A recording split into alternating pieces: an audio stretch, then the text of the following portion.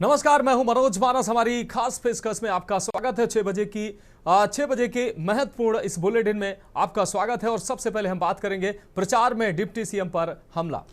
लखीसराय में चुनाव प्रचार के दौरान डिप्टी सीएम और भाजपा प्रत्याशी विजय कुमार सिन्हा की गाड़ी को घेरने, चप्पल फेंकने और मुर्दाबाद के नारे लगाने का मामला सामने आया है। मौके पर मौजूद पुलिस ने हस्तक्षेप कर स्थिति संभाली।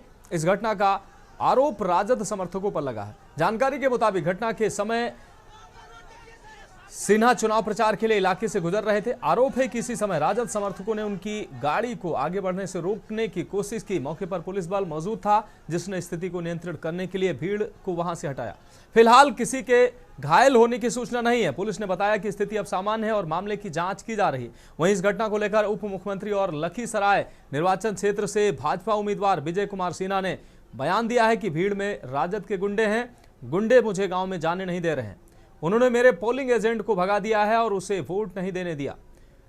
खुड़ियारी गांव के 404 और 405 बूथ नंबर का ये मामला है। सिन्हा ने आगे ये भी कहा कि उनको पता है कि एनडीए सत्ता में आ रही, इसलिए उनकी छाती पर बुलडोजर चलेगा। तो डिप्टी सीएम पर हमले से सियासत अब गर्म नजर आ रही है।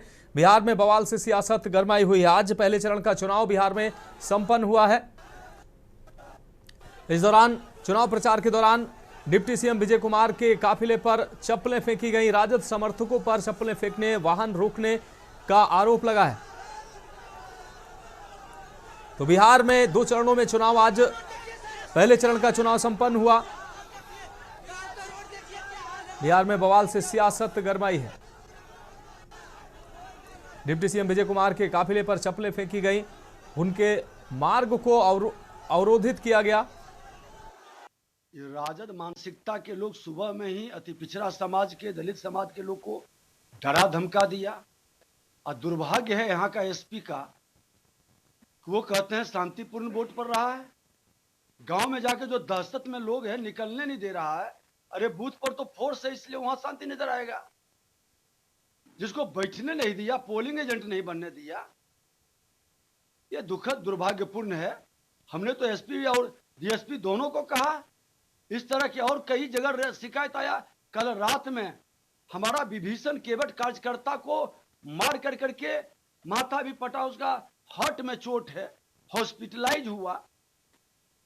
एक गिरफ्तारी तक नहीं हुआ है। ये लोग सत्ता में बैठ के सत्ता की दलाली करने वाले मानसिकता के लोगों को हम लोग पूरी तरह से देख रहे हैं। और इस खबर पर अहम अपडेट के लिए विशेष संवाददाता अखिलेश जी हमारे साथ जुड़ गए हैं। अखिलेश जी, बिहार में बवाल से सियासत गरमाई हुई है। आपको बता दें, डिप्टी सीएम विजय कुमार सिन्हा के काफिले को रोकने का प्रयास किया गया, चप्पलें फेंकी गई और ये आरोप लगा है राजद समर्थकों पर। क्या कुछ अहम जानकारी इस खबर को लेकर?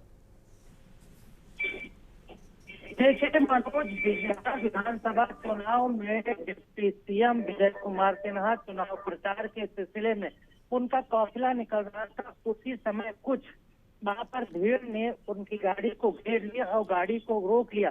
उस पर बताया जा रहा है कि गोबर भी फेंका गया, चप्पल भी फेंकी गई, तमाम तरह से काफिले पर हमला करने की कोशिश की गई। इसको लेकर मौके पर पहुंची पुलिस, यानी यहाँ पर एसपी भी लखीसराय के पहुंचे थे और उसमें उन्होंने कहा कि मामले को शांत करने के साथ कि हालांकि विजय कुमार सिन्हा काफी नाराज दिखे और विजय सिन्हा के काफिले पर हुए हमले पर नाराजगी जाहिर करते उन्होंने कहा कि इस घटना के लिए जो जिम्मेदार लोग हैं उनके खिलाफ कार्रवाई होनी चाहिए। वही डीजीपी के तरफ से इसमें निर्देश दिया गया है कि जो भी विजय कुमार सिन्हा पर हमला करने वाले लोग हैं उन पर एफआईआर दर्ज की जाए और उन पर कार्रवाई की जाए। कड़ी कार्रवाई करने को एसपी को आदेश दिया है।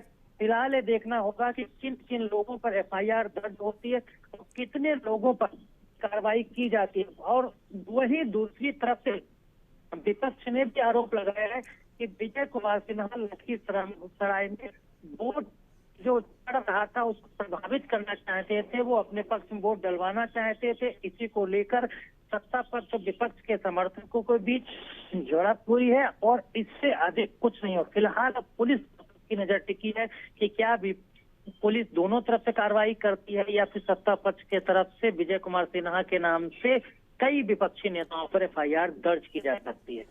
बिल्कुल अखिलेश जी, इस तमाम जानकारी के लिए आपका बहुत शुक्रिया। तो डिप्टी सीएम पर हमले पर अब सियासत गरमाई हुई है। बिहार में बवाल से सियासत गरमाई हुई है। डिप्टी सीएम के काफिले को रोकने का प्रयास किया गया, चप्पलें फेंकी गई, जिसके बाद अब सियासत गरमाई नजर आ रही है। विजय सिन्हा ने आपको बता दें, डिप्टी सीएम ने आरोप भी लगाया कि पुलिस पर आरोप लगाते हुए उन्होंने कहा कि किस तरीके से वोटरों को बूथ पर जाने से रोका गया।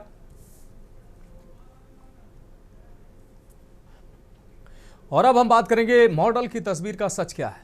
कांग्रेस नेता राहुल गांधी ने बुधवार को सोनीपत के राई विधानसभा क्षेत्र की सूची में गड़बड़ी को दर्शाया था। बहरहाल ब्राजील की एक ही मॉडल के फोटो वाले 22 मतदाताओं के दावे की पड़ताल की गई। आपको बता दें कि कांग्रेस नेता राहुल गांधी ने सोनीपत के राई विधानसभा क्षेत्र की सूची में ब्राजील के एक मॉडल के फोटो वाले 22 मतदाताओं का जिक्र किया था। उनमें से 14 ने अपने फोटो आपको बता दें अपने वोट खुद डाले हैं। उनके फोटो जरूर गलत थे मगर वोट नहीं। वहीं कुंडली इलाके के 7 वोटर्स का पता नहीं चल पा रहा है ये कौन हैं। इनके वोट भी सही होने की संभावना से इनकार नहीं किया जा सकता। राहुल की ओर से जारी लिस्ट की पड़ताल राई क्षेत्र में जाकर की गई तो पिछले साल विधानसभा चुनाव में वोट डाल चुके इन 14 लोगों का कहना है कि फोटो पहले भी गलत थी। किसी महिला की जगह पुरुष का लगा हुआ था तो किसी पुरुष की जगह गांव की किसी अन्य महिला का फोटो था। वोट डालने गए तो पहचान पत्र का मिलान करके चुनाव अधिकारियों ने वोट डालने दिया। इनमें से कुछ ने फोटो गलत होने पर आपत्ति जताई तो सरपंच ने सही करा देने का भरोसा दिया था। तो राहुल के दावे पर जब पड़ताल की गई तो ये पूरा मामला निकलकर सामने आया। राहुल ने ब्राजीली मॉडल के फोटो का मामला उठाया था। उन्होंने कहा था एक ही महिला ने 22 जगह वोट डाले हैं, जबकि अब इस पूरे मामले पर पड़ताल की गई तो सच्चाई सामने आई है कि फोटो जरूर 14 लोगों ने अपने सही नाम से मतदान किया है, लेकिन कहीं ना कहीं फोटो उनकी गलत लगी हुई थी। अक्सर मतदाता सूची में ऐसा देखा जाता है कि कई जगह महिला की फोटो पुरुष की जगह महिला की फोटो हो जाती है, जबकि महिला की जगह पुरुष की फोटो हो जाती है। तो कुल मिलाकर राहुल के जो दावे की पड़ताल की गई और ये खुलासा हुआ है।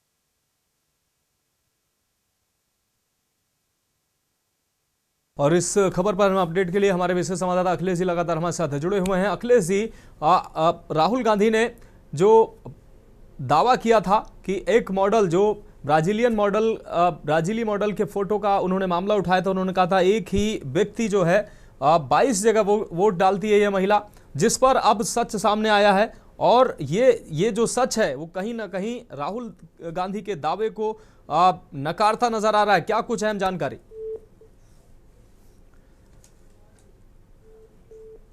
शायद अखिलेश जी से हमारा संपर्क नहीं हो पा रहा। ब्राजीली मॉडल की फोटो का मामला राहुल गांधी ने उठाया था। उन्होंने कहा था कि 22 जगह एक ही महिला ने ये वोट डाले हैं, लेकिन अब इस पर जब पड़ताल की गई, सच्चाई जानने का प्रयास किया गया तो सच्चाई निकलकर सामने आई है, जिसमें ये बात सामने आई कि 14 जगहों पर फोटो जरूर गलत थी, लेकिन सही व्यक्तियों ने अपने वोट डाले हैं और उन लोगों ने इस बात को स्वीकारा भी। राहुल के दावे पर जब ये पड़ताल की गई तो ये बात सामने आई।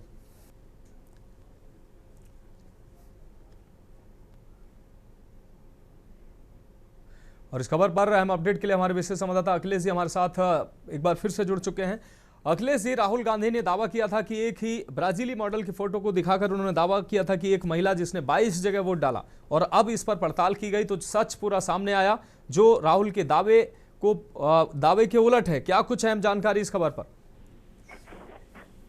देखिए, राहुल गांधी ने अपनी प्रेस कॉन्फ्रेंस में तमाम लोगों के फोटो को नकली तरीके से हरियाणा के विधानसभा चुनाव से पहले जो वोटर लिस्ट बनी थी उनका फोटो लगाकर वहां पर नकली वोट बनाए गए थे और एक घर पर कई कई लोगों के वोटों की संख्या दिखाई गई थी और एक ही फोटो के मतदाता कई नामों के थे और वो कई घरों में उनको लिखे, जिसको लेकर राहुल गांधी की तरफ से बुधवार को प्रेस कॉन्फ्रेंस की गई थी।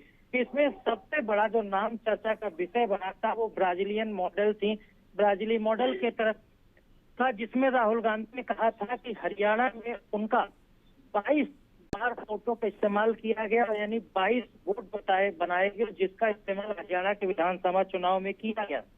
फिलहाल इसके बाद चुनाव आयोग के तरफ से सिर्फ टिप्पणी आई थी कि इस तरह का कोई भी इस्तेमाल नहीं हुआ, वो जांच करें। लेकिन अब जो चुनाव आयोग के तरफ से और तमाम विपक्ष बीजेपी के तरफ से भी कहा जा रहा है कि राहुल गांधी के तरफ से तोड़ मरोड़ कर डाटा पेश किया जा रहा है, जबकि ऐसा नहीं है। फिलहाल राहुल गांधी अपनी बात पर अड़े हैं और राहुल गांधी की तरफ से कहा कि उनके पास वो वोटर लिस्ट है, जिस वोटर लिस्ट में ब्राजीली मॉडल का फोटो लगाकर 22 वोट हरियाणा में बनाए गए, जो विधानसभा चुनाव में उन वोटर्स का मताधिकार प्रयोग भी किया गया। फिलहाल ये पूरी तरह से तभी सिद्ध हो सकता है कि जब चुनाव आयोग पूछताछ जांच करे और राहुल गांधी से उस पर तथ्य मांगे और राहुल गांधी अपने तथ्यों के साथ चुनाव आयोग में पक्ष रखे, तो इसमें जो आरोप और प्रत्यारोप का दौर चल रहा है राहुल गांधी की तरफ से, जो हाइड्रोजन बम फोड़ने की बात की जा रही थी उसको कल कहा गया फोड़ा गया, लेकिन अब चुनाव आयोग और बीजेपी की तरफ से दलीलें दी जा रही हैं, उन पर जांच के विषय के बाद ही कहा जा सकता है कि पूछताछ इसके पीछे क्या राज है, वाकई में इस तरह के फोटो इस्तेमाल करके वोट बनाने में गड़बड़ी की गई या नहीं। मनोज। बिल्कुल अखिलेश जी, तमाम जानकारी के लिए आपका बहुत शुक्रिया। तो राहुल के दावे पर पड़ताल की गई और सच्चाई सामने आई।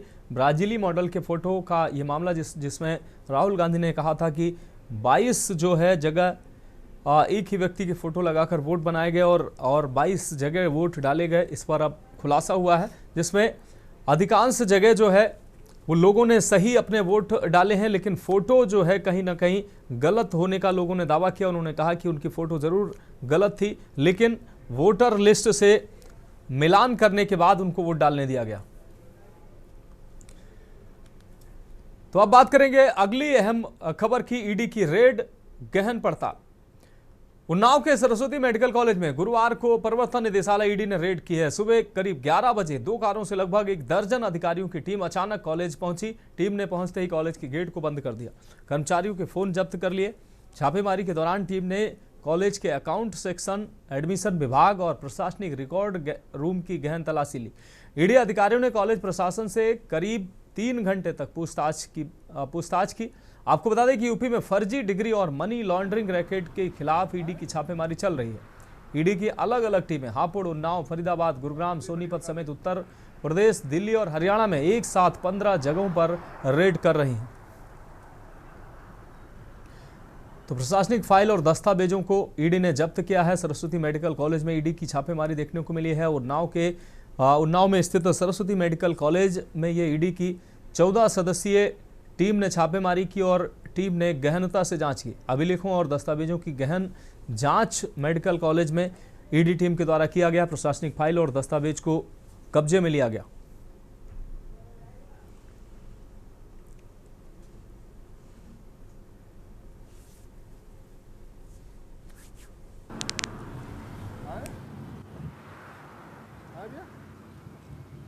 सरस्वती मेडिकल कॉलेज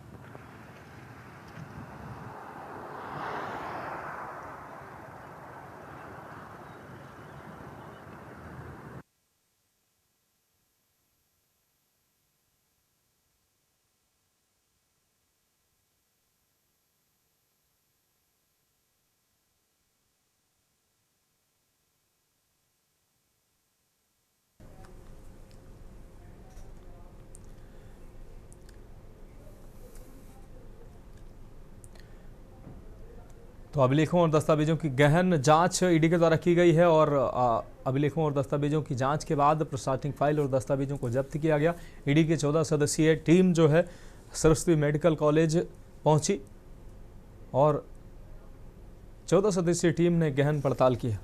तो उन्नाव के सरस्वती मेडिकल कॉलेज में ईडी ने छापेमारी की है। 14 सदस्यीय टीम के साथ पहुंची ईडी की टीम ने अभिलेखों को जांचा परखा, प्रशासनिक फाइल और दस्तावेजों को जब्त किया है। तो फर्जी प्रमाण पत्र, फर्जी डिग्री और मनी लॉन्ड्रिंग जैसे तमाम मामलों में उत्तर प्रदेश सहित दिल्ली, हरियाणा के तमाम जगहों पर ईडी लगातार छापेमारी कर रही है। तो ईडी ने एक साथ उत्तर प्रदेश, हरियाणा, दिल्ली के तमाम ठिकानों पर इस तरीके की छापेमारी की है। उन्नाव के सरस्वती मेडिकल कॉलेज में भी ईडी ने छापेमारी की। Saraswati medical college. और अंकुर सिंह हमारे संवाददाता अधिक जानकारी के लिए हमारे साथ जुड़ गए हैं। अंकुर, सरस्वती मेडिकल कॉलेज में ईडी ने छापेमारी की है, कुछ अहम प्रशासनिक दस्तावेज भी जब्त किए हैं, क्या कुछ अहम अपडेट इस खबर को लेकर? जी, बताना चाहूंगा कि ये नवाबगंज क्षेत्र में स्थित है सरस्वती मेडिकल कॉलेज। यहाँ पर 14 सदस्यीय टीम का आज बृहस्पतिवार सुबह ही छापा हुआ, जिसमें इन्होंने पहुंच करके तुरंत ही यहाँ से महत्वपूर्ण जो कागज है वो इन्होंने अपने कब्जे में लिए और लगातार छापेमारी चल रही है। यहाँ पर वित्तीय अनियमितताओं की सूचना इनको कहीं से मिली, जिसको लेकर के ये लगातार छानबीन कर रहा है। जी अंकुर, अभी तक कुछ खुलासा हुआ है क्या? तमाम तरीके के प्रशासनिक पेपर बताया जा रहा है कि जब्त किया गया ईडी की टीम के द्वारा। जी, अभी तक फिलहाल कोई आधिकारिक पुष्टि या आधिकारिक बयान नहीं आया हुआ है। लगातार सब कैंपस के अंदर दस्तावेजों को ही देख रहे हैं और ही निगरानी बनाए हुए हैं। बिल्कुल अंकुर, इस तमाम जानकारी के लिए आपका बहुत शुक्रिया। तो सरस्वती मेडिकल कॉलेज में ईडी की छापेमारी, 14 सदस्यीय टीम ने गहन पड़ताल की है। और फिलहाल हमारे स्पेशल बुलेटिन में वक्त एक ब्रेक का। ब्रेक के बाद हम बात करेंगे डीएपी की कालाबाजारी, धरना जारी।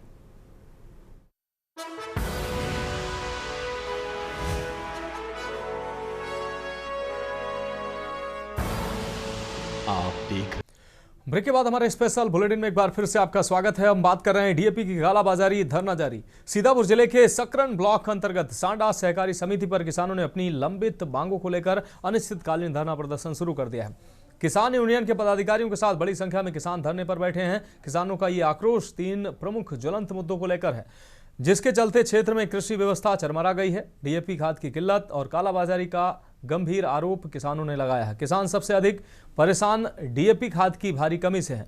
किसानों ने समिति के सचिव पर खाद की कालाबाजारी करने का गंभीर आरोप लगाया है। वहीं धान की खरीद न होने से किसानों को अपनी उपज बेचने में भारी दिक्कतों का सामना करना पड़ रहा है।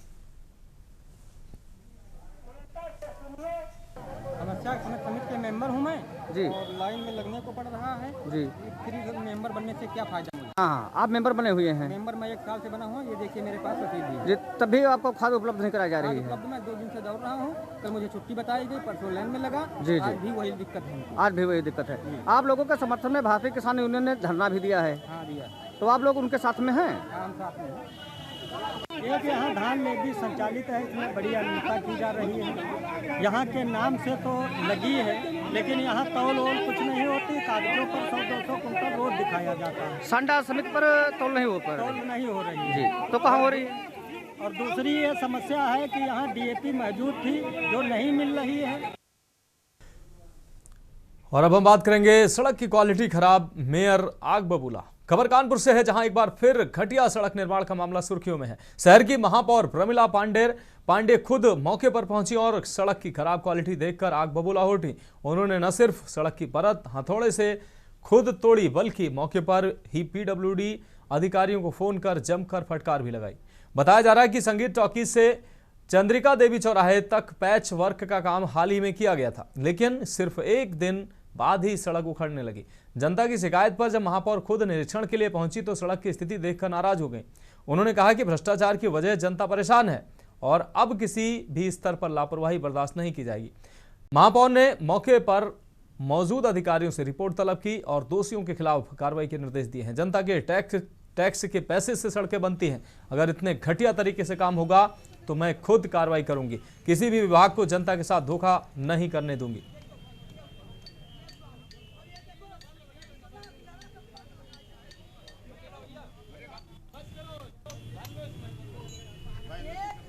फिर साथ में चलो, हमें कोई समस्या नहीं।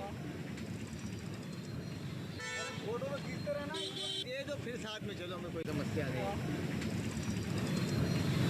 फोटो में खींचते रहना, बताओ।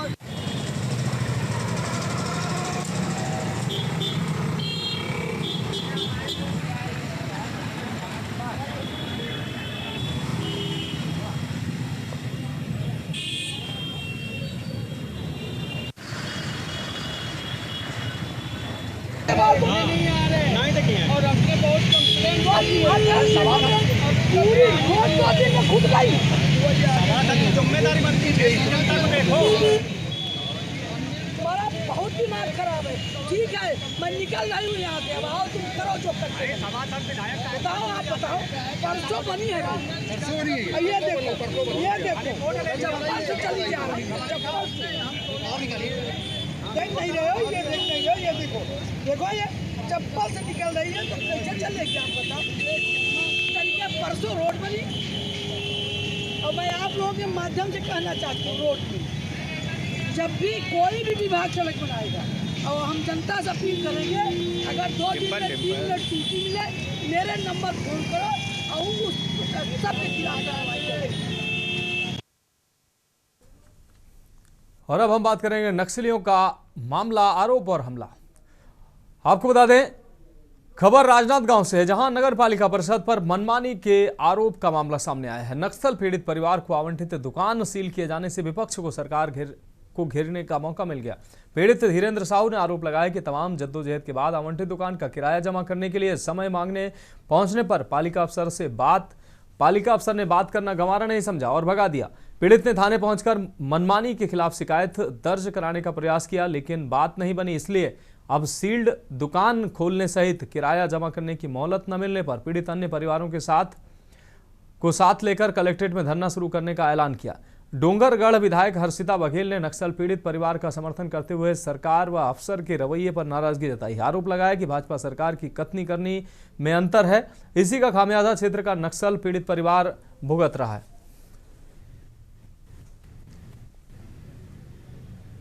आपने कहा कि नक्सली पीड़ित जो लोग हैं उनको सरकार ने मुआवजा और साथ साथ उनको रहवासन के लिए उनको दुकानों का सप्लाई किया था, दुकानें दिए थे उनकी ज़िंदगी से व्यतीत करने के लिए। लेकिन अभी सुनाई में जैसा आपने बताया कि अभी नगर पालिका में सीएमओ द्वारा उनसे उस चीज़ का कर्ज लिया जा रहा है, उन लोगों को किराया लिया जा रहा है। मैं सर आज मेरा दुकान था नगर पालिका परिषद जो कॉम्प्लेक्स करबला चौक में है, उस दुकान को मेरा नगर पालिका का अधिकारी कर्मचारी आके सील कर दिए। इस संबंध में मैं यहाँ थाना पहुँचा हूँ। क्या मांग कर रहे हैं थाना में आप लेटर देके? मैं सर मांग ये कर रहा हूँ कि जिस तरह आके मेरे दुकान को सील किया है, बिना नोटिस से कुछ किया अधिकारी, वो अधिकारी के रवैये से मैं आहत हूँ। मेरे बहुत दुखी लगा कि जो मेरे को अधिकारी, जो आप एसपी बोलो, कलेक्टर बोलो, जो सम्मान के साथ हमको बैठाता है, वो सब करता है। तो फिलहाल हमारे खास बुलेटिन में अभी के लिए मेरे साथ इतना ही। मुझे दीजिए इजाजत और आप देखते रहिए के न्यूज़ इंडिया।